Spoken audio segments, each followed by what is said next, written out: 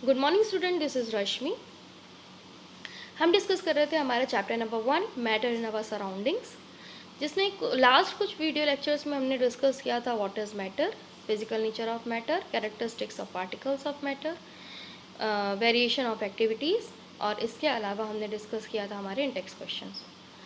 अब हम आज डिस्कस करेंगे हमारा next topic states of matter. ठीक है, स्टेट्स ऑफ मैटर हम डिस्कस करेंगे, जिसमें हम देखेंगे कि मैटर किस किस स्टेट में सर्वाइव करता है। क्लियर है?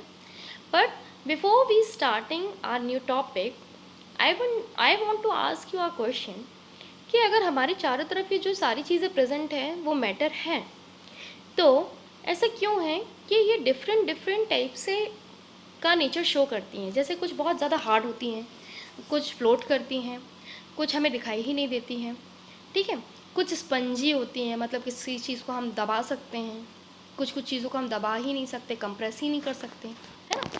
ठीक है, तो ये सारे जो क्वेश्चंस हैं, इन क्वेश्चन का आंसर हमें मिलेगा जब हम ये अपना टॉपिक डिस्कस कर लेंगे। तो लास्ट में हम ये कंक्लूड करेंगे कि ऐसा अगर है आपके आसपास तो ऐसा होता क्यों है। क्लियर है? तो ये जो हमारा क्वेश्चन है उसका आंसर आपको मिलेगा हमारे इस टॉपिक के लास्ट में, हमारे इस वीडियो के लास्ट में। तो हम स्टार्ट करते हैं हमारा टॉपिक। ठीक है, अब अगर हम बात करें मैटर की, तो सबसे पहले हमें ये पता होना चाहिए कि मैटर क्या है, जो हमने लास्ट क्लासेस में डिस्कस किया था। तो मैटर क्या है? Matter is anything that has mass and occupy space. ठीक है, हम डिस्कस करते आ रहे हैं कि मैटर क्या है, वो जो स्पेस ऑक्यूपाई करता है, जिसका खुद का मास होता है, मैटर कहलाता है। ठीक है, अब मैटर को दो पार्ट्स में क्लासीफाई किया गया है। फर्स्ट है फिजिकल एंड सेकेंड है केमिकल क्लासिफिकेशन। ठीक है, physical classification and chemical classification. तो फिजिकल क्लासिफिकेशन क्या होता है बच्चों? फिजिकल क्लासिफिकेशन वो क्लासिफिकेशन होता है जिसमें केवल स्टेट में चेंज आता है, ना कि उसके नेचर में चेंज आता है। जबकि क्लासिफिकेशन, अगर हम केमिकल क्लासिफिकेशन की बात करें, तो केमिकल क्लासिफिकेशन में स्टेट में तो चेंज आ सकता है, बल्कि उनके नेचर में भी चेंज आता है। फॉर एग्जाम्पल, अगर मैं फिजिकल क्लासिफिकेशन की बात करूँ, तो अगर मैं वाटर का सिंपल सा एग्जाम्पल लूँ, तो वाटर किससे मिलकर बना होता है? हाइड्रोजन एंड ऑक्सीजन से मिलकर बना होता है। ठीक है, वाटर किससे मिलकर बना होता है? हाइड्रोजन से और ऑक्सीजन से मिलकर बना होता है। लेकिन अगर हमने उसी वाटर को फ्रीज़ कर दिया, तो जो फ्रीज़र है उसमें भी, जो वाटर फ्रीज़ है उसमें भी आपके हाइड्रोजन एंड ऑक्सीजन के ही मॉलिक्यूल मिलेंगे। और अगर हमने उसी वाटर को वेपराइज कर दिया, तो जो वेपर फॉर्म में गया है उसमें भी हाइड्रोजन और ऑक्सीजन के ही मॉलिक्यूल मिलेंगे। और मान लीजिए अगर हमने उसको कंडेंस किया, मतलब अगर हमने उसको ठंडा कर दिया, ठीक है, अगर हमने वेपर को वापस से ठंडा किया और वो लिक्विड में कन्वर्ट हुआ, तब भी हमको हाइड्रोजन और ऑक्सीजन के ही पार्टिकल्स मिलेंगे उसमें। क्लियर है? दैट मीन्स ये केवल क्या चेंज किया, इसने अपनी स्टेट को चेंज किया, अपने नेचर को चेंज नहीं किया। अब हम बात करते हैं केमिकल चेंज की। तो केमिकल चेंज का मतलब होता है जिसमें आपका नेचर चेंज हो जाए। जैसे दूध, ठीक है, दूध क्या होता है? प्रोटीन। ठीक है, ऑब्वियस सी चीज़ है, प्रोटीन से भरा हुआ होता है।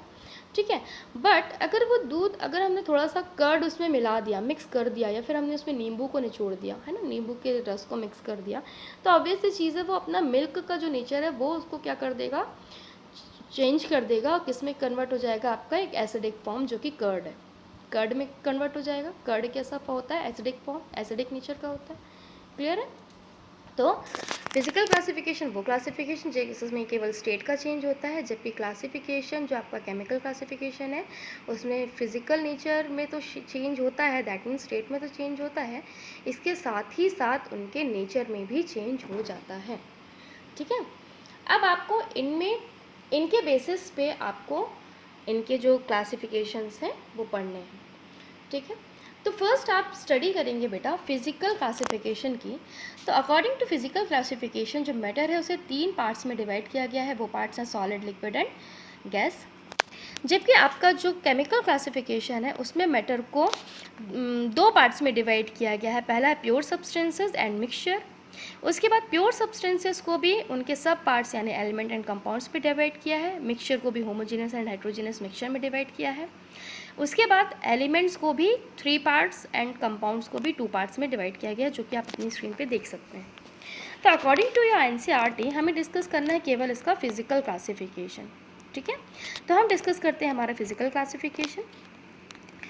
फिजिकल क्लासिफिकेशन में सबसे पहले आपको ये कुछ एक्टिविटीज़ दी गई हैं बच्चों, जिसके बेस पे आपको आपके ऑब्जर्वेशंस देखने हैं, ठीक है। ये जो एक्टिविटीज़ है इसी में आपको क्वेश्चंस के आंसर मिलेंगे, तो हम डिस्कस करना स्टार्ट करते हैं। Collect the following articles: a pen, a book, needle, a piece of thread. Sketch the shape of the above articles in your notebook by moving a pencil around them. Do all these have a definite shape, distinct boundary, and a fixed volume? What happens if they are hammered, pulled, or dropped? Are these capable of diffusing into each other? Try compressing them by applying force. Are you able to compress them? अब ये activity मैंने फटाफट पढ़ दी है, अब मैं इसको बता देती हूँ ये लाइन बाय लाइन एक्चुअली है क्या। इसमें कुछ आपको ऑब्जेक्ट्स दिए गए हैं, वो ऑब्जेक्ट्स हैं आपके पेन, बुक, नीडल, ठीक है, एक धागे का टुकड़ा। इनको आपको लेना है और आपको इनको पेपर पर रख कर उसको एक स्केच की हेल्प से आपको क्या बनाना है, उसका एक शेप ड्रॉ करना है। तो फर्स्ट क्वेश्चन तो ये है कि क्या आप इनका शेप ड्रॉ कर पा रहे हैं। तो ऑब्वियस सी चीज़ें, हम इनका एक शेप ड्रॉ कर पा रहे हैं, पेन, पेंसिल, नीडल, इन सब का हम एक शेप ड्रॉ कर पाएंगे, ठीक है। फिर है हमारा कि क्या ये सभी एक डेफिनेट शेप में है, तो ऑब्वियस सी चीज़ें एक डेफिनेट शेप में है, डेफिनेट शेप में है इसीलिए हम उनका शेप ड्रॉ कर पा रहे हैं, ठीक है। अब नेक्स्ट पॉइंट कहता है क्या हम इन्हें हैमर के थ्रू या पुल ड्रॉप कर सकते हैं, पुल कर सकते हैं, ठीक है। तो ऑब्वियस चीज़ें हम इन्हें क्रश कर सकते हैं, पुल कर सकते हैं, ड्रॉप कर सकते हैं, है ना।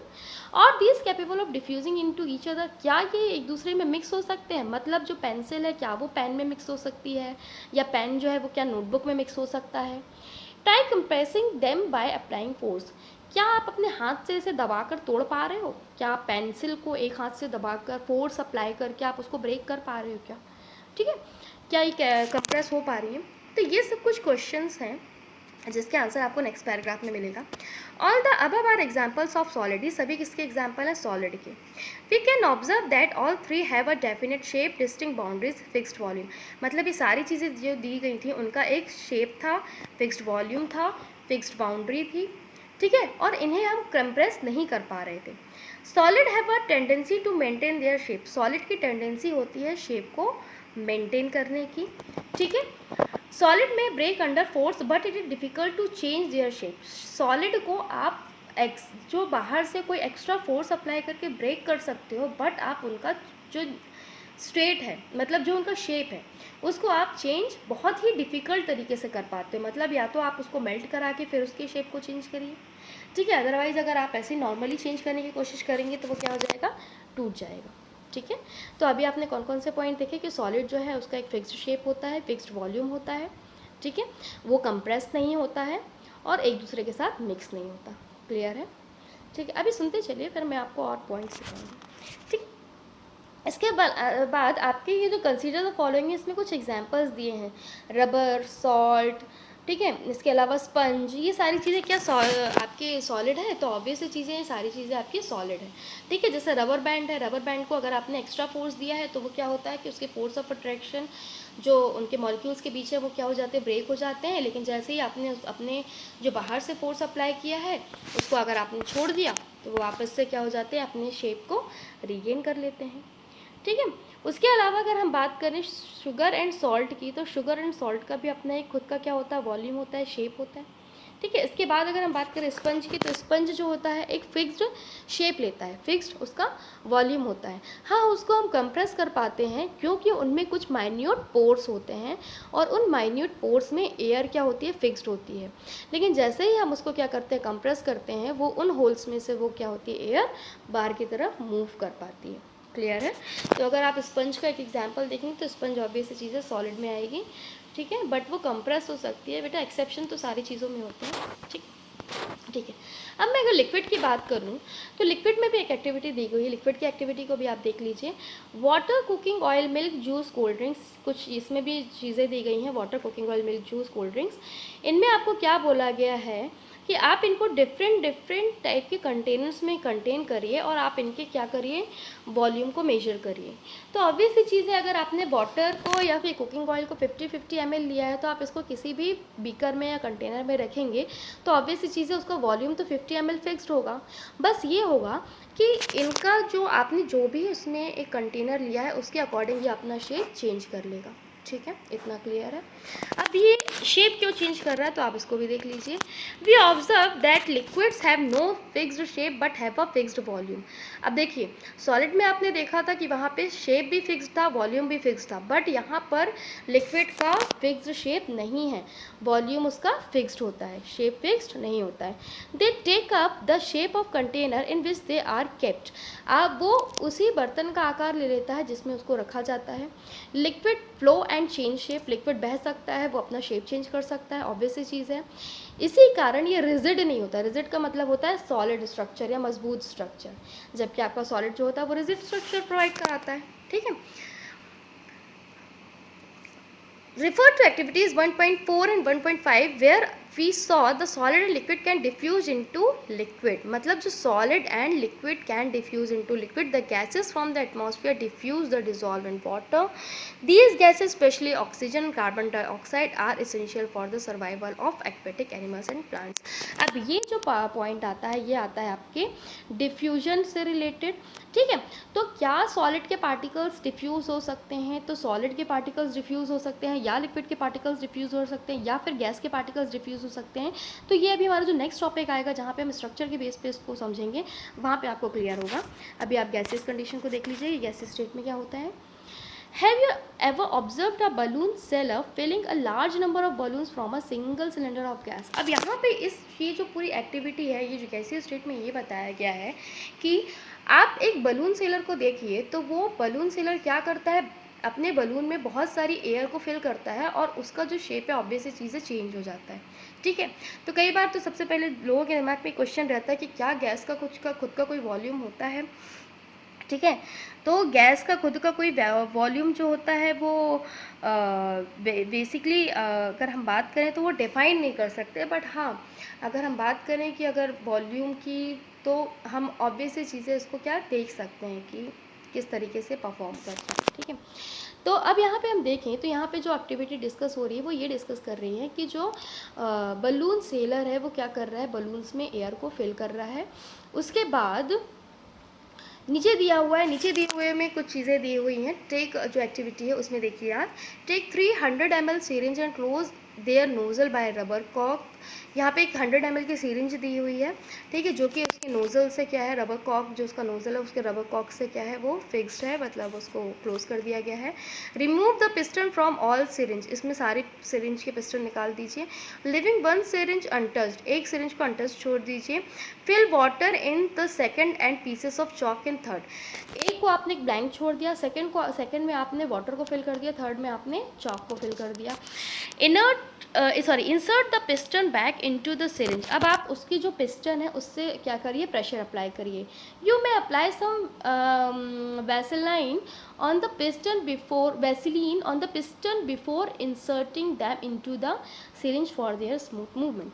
अब आप इनमें क्या करिए, जो आपका सिरिंज में जो आपने क्या फिल किया है पिस्टन, उस पिस्टन में आप थोड़ी सी वैसलीन लगा दीजिए ताकि वो उसको आप इजीली मूव करा पाएँ, है ना, वो स्लाइड कर पाए। ठीक है, अब आप क्या देखेंगे कि कौन सी सिरिंज है जो ईजिली कंप्रेस, ईजिली क्या हो पा रही है, फ्लोट कर पा रही है, ईजिली मूव कर पा रही है। तो आप देखेंगे कि जो चॉक जिसमें आपने फिल किया है वो सिरिंज थोड़ा डिफ़िकल्टी देगी पुश करने में खुद को। इसके अलावा जो वाटर है वो भी थोड़ा सा टाइम टेक करेगी, लेकिन जो आपका एयर जिसमें फिल है वो ईजिली क्या हो जाएगी, मूव कर जाएगी। ठीक है, क्लियर है। तो अब एयर क्यों मूव कर जाएगी, क्योंकि एयर जो है वो इजीली क्या हो जाती है, कंप्रेस हो जाती है। तो इस एक्टिविटी से सिंपल सी चीज़ है, ये पता चलता है कि जो आपका एयर है वो इजीली बहुत ज़्यादा कंप्रेस हो सकता है। अब इसकी कंप्रेसिबिलिटी के, गैसियस स्टेट की कंप्रेसिबिलिटी के कुछ और एग्जांपल्स आप देखेंगे। आप लोगों ने सभी ने देखा होगा, जो आप लिक्विड पेट्रोलियम गैस, जो आपका सिलेंडर है, सिलेंडर में भरी जाने वाली गैस लिक्विड पेट्रोलियम गैस जो है वो एक गैस होती है जिसको कंप्रेस करके आपके सिलेंडर्स में फिल किया जाता है। इसके अलावा आप देखेंगे ऑक्सीजन, जो जैसे सीएनजी ऑक्सीजन हो गया, ऑक्सीजन सिलेंडर जो हॉस्पिटल में यूज़ करते हैं, तो ऑक्सीजन सिलेंडर में ऑब्वियस चीज़ है, ऑक्सीजन को कंप्रेस करके फिल किया जाता है।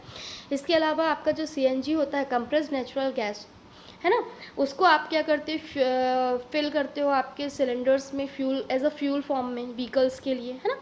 तो ये सारी चीज़ों से ये पता चल रहा है कि गैस जो है वो ईज़िली कंप्रेस हो जाती है।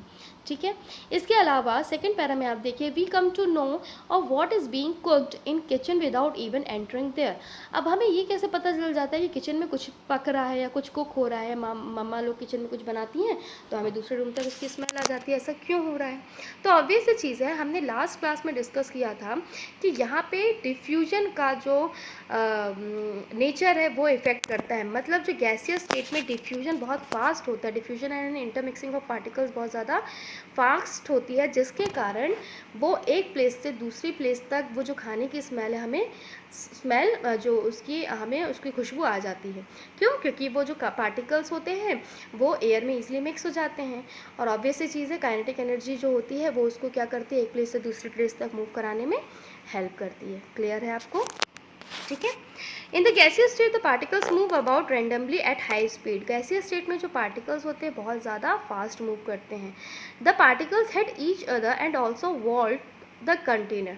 अब मान लीजिए होता क्या है कि आपको कैसे पता चलेगा कि ये जो पार्टिकल्स हैं ये मूव कर रहे हैं, और ये पार्टिकल्स को मूव करने का एक्चुअली रीज़न भी क्या होता है, या फिर अगर हम बात करें कि क्या ये कोई प्रेशर एक्सर्ट करते हैं तो कैसे आप इसको देख पाएंगे? तो इसके लिए आप एक कंटेनर लीजिए, उसमें गैस के मॉलिक्यूल्स को फिल कर दीजिए। ऑब्वियस सी चीज़ है, जब कंटेनर में आपने गैस के मॉलिक्यूल्स को फिल किया तो उनमें खुद की एक एनर्जी होती है जिसके कारण वो मूव करते हैं। तो जब वो मूव करेंगे तो होगा ये, जब वो मूव करेंगे तो सिंपल सी चीज़ होगी ये कि इनमें आपको ये दिखाई देगा कि ये पार्टिकल्स एक दूसरे से टकराते हैं, उसके बाद ये जो एक दूसरे से टकराने के बाद पार्टिकल जाके उसकी वॉल पे टकराते हैं, जिसके कारण एक प्रेशर एक्सर्ट होता है। तो जो गैस है वो प्रेशर एक्सर्ट करता है किसकी, कंटेनर की वॉल पे। ठीक है।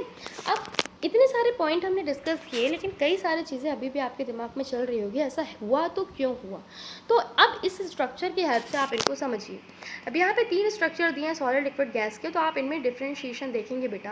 अब आप सॉलिड का स्ट्रक्चर देखिए, लिक्विड का स्ट्रक्चर देखिए, गैसियस का स्ट्रक्चर देखिए, जिसमें आपको दिखाई देंगे सॉलिड में जो पार्टिकल्स है बहुत ज़्यादा पास हैं, ठीक है, और उनके बीच का जो स्पेस है बिल्कुल नहीं है, उनके बीच में जो स्पेस है बिल्कुल ना के बराबर है।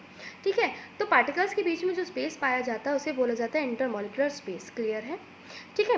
तो सॉलिड में इंटरमॉलिक्यूलर स्पेस बिल्कुल नहीं होता, जबकि गैसों में इंटरमॉलिक्यूलर स्पेस थोड़ा सा ज़्यादा होता है, और गैसों में इंटरमॉलिक्यूलर स्पेस बहुत ज़्यादा होता है। क्लियर है? ठीक है।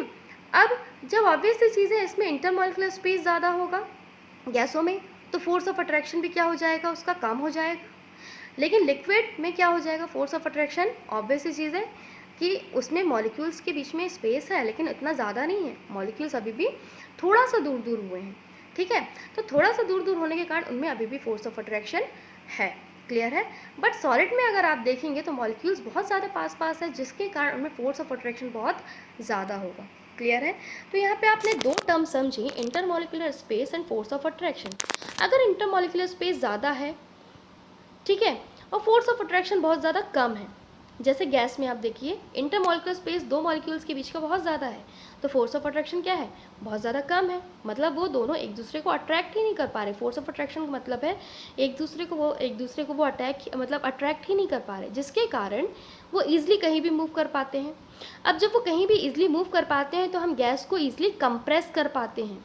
ठीक है, गैस को हम इजीली कंप्रेस कर पाते हैं क्योंकि उनके मॉलिक्यूल्स बहुत दूर दूर हैं, जिसके कारण उनमें स्पेस भी बहुत ज़्यादा, फोर्स ऑफ अट्रैक्शन भी नहीं है, तो हम क्या करेंगे, उनको इजीली कंप्रेस कर पाएंगे। इसलिए गैस जो है एक स्पेस से दूसरे स्पेस तक किसी भी खुशबू, मतलब हमें इसलिए यही जो रीज़न होता है गैस का कि उनमें इंटरमॉलिक्यूलर स्पेस बहुत ज़्यादा होता है, फोर्स ऑफ अट्रैक्शन बहुत कम होता है, इसलिए हमें एक स्पेस से दूसरी जो स्पेस होती है वहाँ तक किसी भी चीज़ की खुशबू इजीली मतलब स्मेल आ जाती है मतलब किसी भी चीज़ की। क्लियर है? अब लिक्विड स्टेट में देखिए तो लिक्विड स्टेट में जो फोर्स ऑफ अट्रैक्शन है थोड़ा सा ज़्यादा है, इंटरमॉलिक्यूलर स्पेस थोड़ा सा कम है, जिसके कारण ये मूव तो करते हैं लेकिन उतने फ्री मूव नहीं कर पाते जितना गैस मूव करती है। क्लियर है? लेकिन सॉलिड में अगर आप देखेंगे तो सॉलिड जो है वो मूव ही नहीं कर पाएगा क्योंकि उसमें फोर्स ऑफ अट्रैक्शन बहुत ज़्यादा है और इंटरमॉलिक्यूलर स्पेस बहुत कम है। ठीक है? क्लियर है? इंटरमॉलिक्यूलर स्पेस समझ में आ रहा है, 2 मॉलिक्यूल्स के बीच का स्पेस। ठीक है, और फोर्स ऑफ अट्रैक्शन मॉलिक्यूल्स को अपने पास एक दूसरे को अट्रैक्ट करके रखने की कैपेसिटी कहलाती है आपकी फोर्स ऑफ अट्रैक्शन। क्लियर है? ठीक है। अब ऑब्वियस सी चीज़ है कि जब ये मॉलिक्यूल्स पास है तो इसका एक फिक्स्ड शेप हो गया, सॉलिड क्या है, फिक्स्ड शेप में हो गई। लिक्विड क्या है, मॉलिक्यूल्स थोड़ा दूर दूर है जिसके कारण इसका फिक्स शेप नहीं होगा, आप इसको जिस बर्तन में डालेंगे उस बर्तन का शेप ले लेगा। गैस की मॉलिक्यूल्स बहुत दूर दूर है जिसके कारण इसका भी फिक्स शेप नहीं होगा। क्लियर है।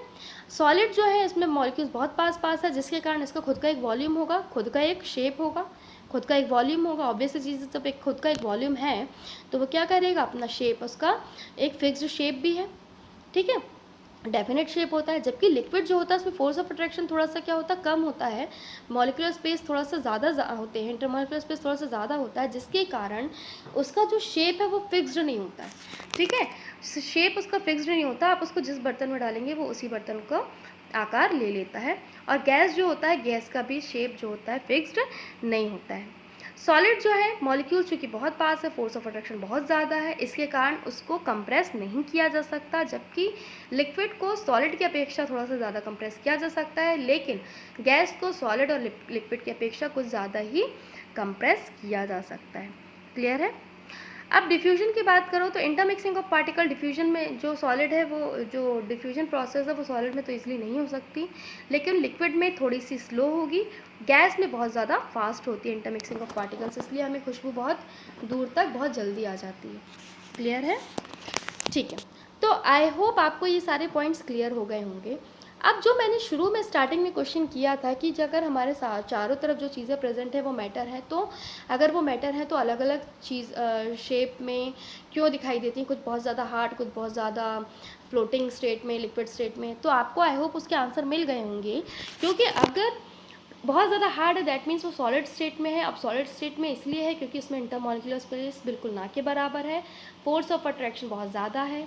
अगर वो लिक्विड में है तो इंटरमॉलिक्यूलर स्पेस थोड़ा सा ज़्यादा है, फोर्स ऑफ अट्रैक्शन भी उसका क्या है, कम है। और अगर हम बात करें गैसियस स्टेट की, तो गैसियस स्टेट में फोर्स ऑफ अट्रैक्शन बिल्कुल नहीं है और इंटरमॉलिक्यूलर स्पेस मतलब मॉलिक्यूल के बीच की दूरी बहुत ज़्यादा है, जिसके कारण वो gas, liquid and solid state में हमें चीज़ें दिखाई देती हैं। मतलब हमें कुछ चीज़ें दिखाई देती हैं गैसियस फॉर्म में, कुछ चीज़ें दिखाई देती हैं सॉलिड फॉर्म में, और कुछ चीज़ें दिखाई देती हैं वाटर के या लिक्विड के फॉर्म में। क्लियर है, जिसके कारण हम इनको बोल पाते हैं कि ये हार्ड है तो मतलब सॉलिड है, ठीक है, जिसका शेप फिक्स्ड है। अगर हम बोल पा रहे हैं कि इसका शेप फिक्स्ड नहीं है, वॉल्यूम फिक्स्ड है, दैट मीन्स वो लिक्विड स्टेट में है, मतलब आप उसको जिस बर्तन में रख देंगे उसी बर्तन का वो आकार ले लेगा। नेक्स्ट है आपका गैसियस फॉर्म। तो गैसियस फॉर्म जो होता है उसका ना वॉल्यूम फिक्स्ड होता है, ना ही उसका शेप फिक्स्ड होता है। आई होप आपको ये सारे पॉइंट्स क्लियर हो गए होंगे। इसके बाद अब आप इसमें कंपैटिबिलिटी चार्ट है, उन पॉइंट्स के बेसिस पे भी आप इसको एक बार डिस्कस करेंगे तो आपको और चीज़ें क्लियर हो जाएंगी। अगर आपको और भी चीज़ें क्लियर नहीं हो रही हैं तो आप कमेंट सेक्शन में लिखकर कमेंट कर सकते हैं या फिर अपना क्वेश्चन कर सकते हैं। Till then, bye.